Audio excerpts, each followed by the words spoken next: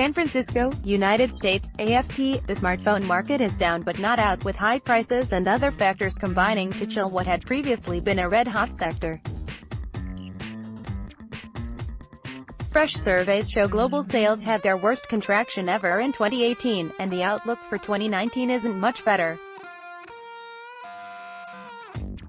Still, analysts don't see the sun setting anytime soon on the smartphone era. Regarded as a must-have device for many people around the world, they don't have a viable replacement yet. Independent Silicon Valley analyst Rob Enderle said of the smartphone, "There is always the possibility to go to wearables or head-mounted displays, but none of those have emerged as a real threat." Worldwide, handset volumes declined 4.1% in 2018 to a total of 1.4 billion units shipped for the full year, according to research firm IDC, which sees a potential for further decline this year. Another market tracker, Gartner, said its research suggested some stabilization in the smartphone market at the end of last year. Said analyst Werner Gortz, "Mobile phones are here to stay," Gortz said, while suggesting that consumers may be waiting for some devices with new features. "Foldable phones would represent a really nice disruptive feature," he said.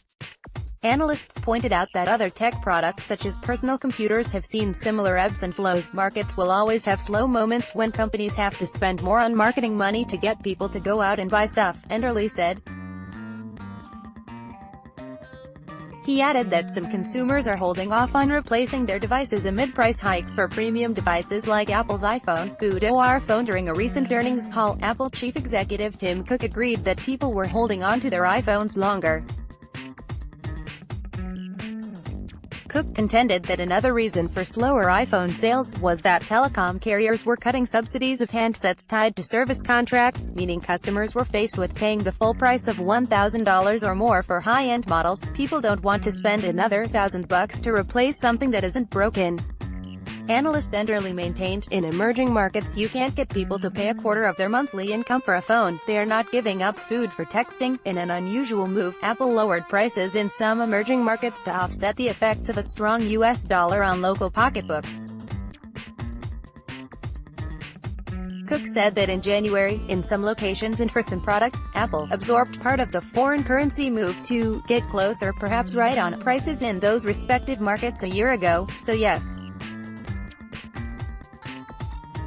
I do think that price is a factor," Cook said. Market Messinathlis, the latest data suggests the days of red-hot smartphone growth are over, and that sluggish growth or contraction is likely in many saturated markets. Apple recently reported a rare drop in revenue in the fourth quarter. South Korea's Samsung, the largest smartphone maker, reported a slump in fourth-quarter net profits, blaming a drop in demand for its key products. "Globally, the smartphone market is a mess right now," said IDC analyst Ryan Reith. "Outside of a handful of high-growth markets like India, Indonesia, South Korea and Vietnam, we did not see a lot of positive activity in 2018. Reith noted that along with consumers waiting longer to replace their phones and frustration around the high cost of premium devices, there was political and economic uncertainty. The Chinese market, which accounts for roughly 30% of smartphone sales, was especially hard hit with a 10% drop, according to IDC's survey. However, Chinese smartphone makers such as Huawei, Oppo, and Xiaomi defied the trend and ended the year with gains, according to Counterpoint Research. This year, smartphone makers will likely entice customers to upgrade devices with innovations such as superfast 5G network connectivity and foldable screens, according to Counterpoint Associate Director Tarun Pathak. Leading smartphone maker Samsung is expected to show off a smartphone with a foldable screen at an event here in February.